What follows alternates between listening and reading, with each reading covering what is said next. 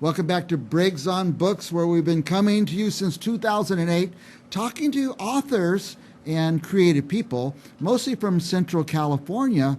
But because of Zoom, we learned to expand, and now the show has become international. It's an international talk show about books and writing and communicating and things like that. And we even changed the name to Briggs on Books to take away just our Central Valley regional connection and make us more international. So to that end, I've got a author on the line through Zoom, by the way, Julienne Ryan Julienne, I forgot to ask you where you are right now. I am in Westchester, just outside of New York City, but Okay. I'm a New York girl through and through. So born in Brooklyn, raised in Queens, lived in New York, and New York all the way. Well, I thought you were from New York because it keeps saying Queens, but are you referring to a different Queens? No, only one and only. Oh, I thought you said it's about Queens, Jamaica. No, Jamaica. Oh, see, there you go. Right away we have something to talk about. Jamaica, Queens, New York was made up of many little sections with neighborhoods that used to be villages. So it's quite elaborate. It's a whole myriad of places you could live and still say you're from Queens, New York. It's not one brand and one name. Queens, only. Jamaica is a neighborhood anyway. California error. Okay. Now, you do have a book out or a guide, the Learned It in Queens Communications Playbook, Winning Against Digital Distractions. Tell us about that. Tell us what you do.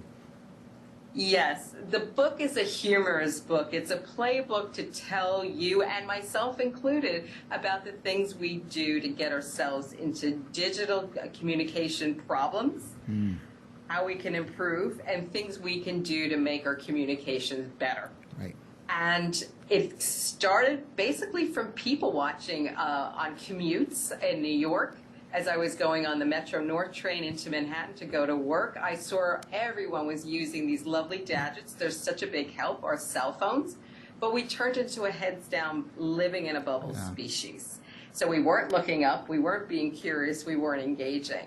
And then I looked at what was going on at work. I worked in human resources, building teams, recruiting, training people, encouraging to do their best work.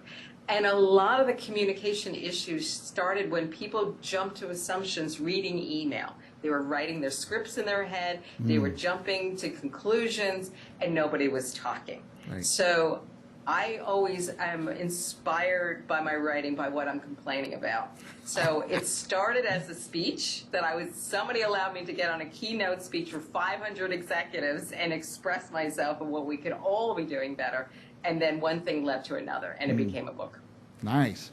Now, by the way, maybe this is what we're talking about. I've told all my people, if you really need to talk to me, send me a text. Call me if you must. So I've abandoned the talking and the inflections in my voice where people could see what I believe in and where I'm feeling. Is that what you're talking about, this digital communication? Absolutely. It's like I paid you $20 to say that. Thank you. Because I'll tell you what works.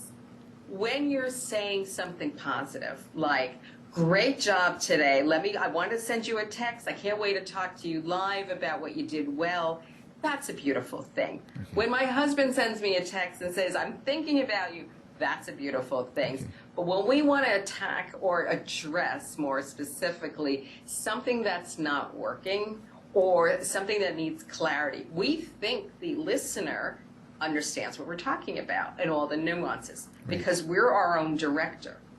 And that's when we get into trouble, because we are making assumptions. Everyone has all the context.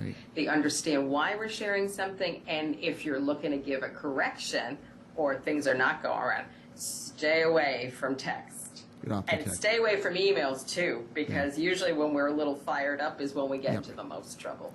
So so thank you very much for that brilliant example. I get what you're saying about text. A text about concept, the concept. Context. Context, there you go. When I send a text, it's one or two short lines. But if I call that person to discuss that same thing instead of two lines, it's some back and forth until we get some understanding. So I get what you're saying. I'm leaving out a lot of the context, and that's why people don't understand me sometimes. And it doesn't have to be long conversations. This is the beauty. I loved your introduction and what you're doing globally. And like yourself, I've done the same thing with Zoom and doing podcasts.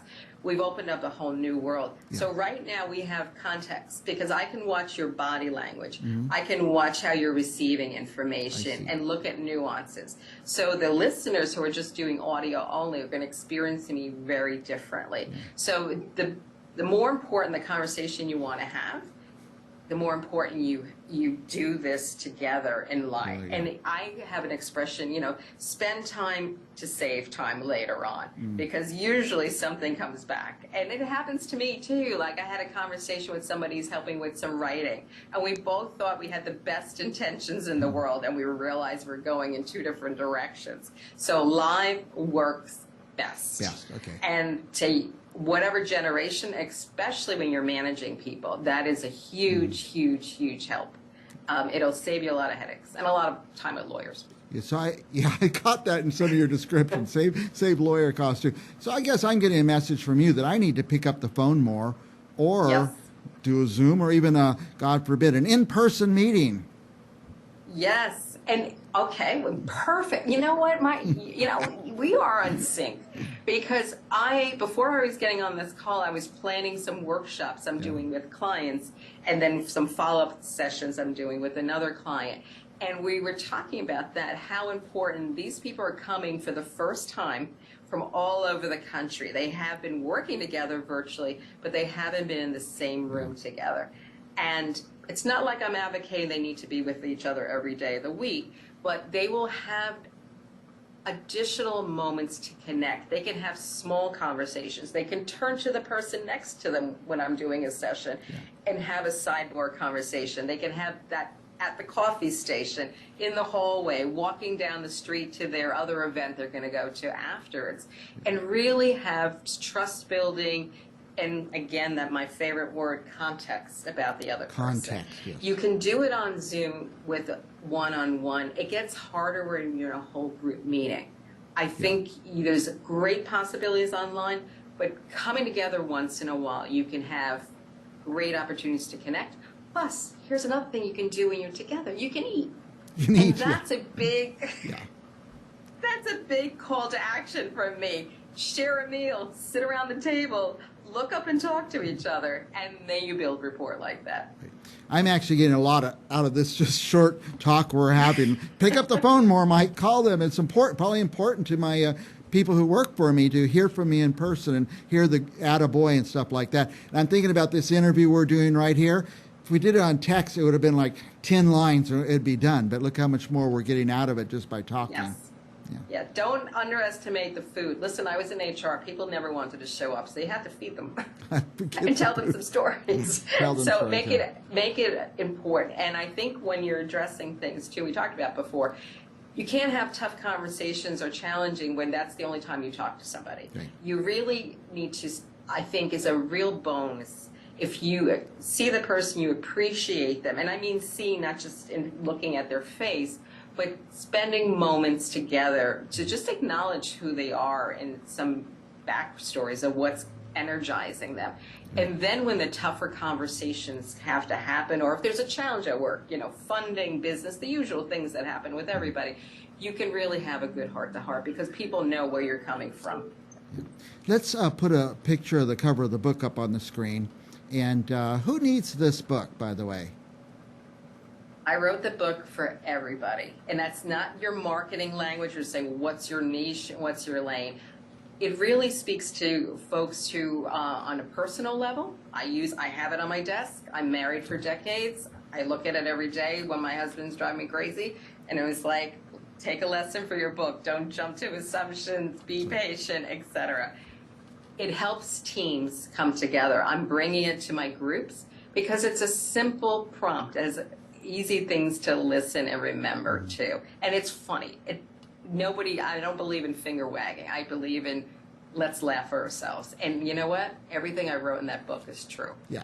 So when you see a copy, you're going to understand what I mean. I get the thing about you're a little humorous.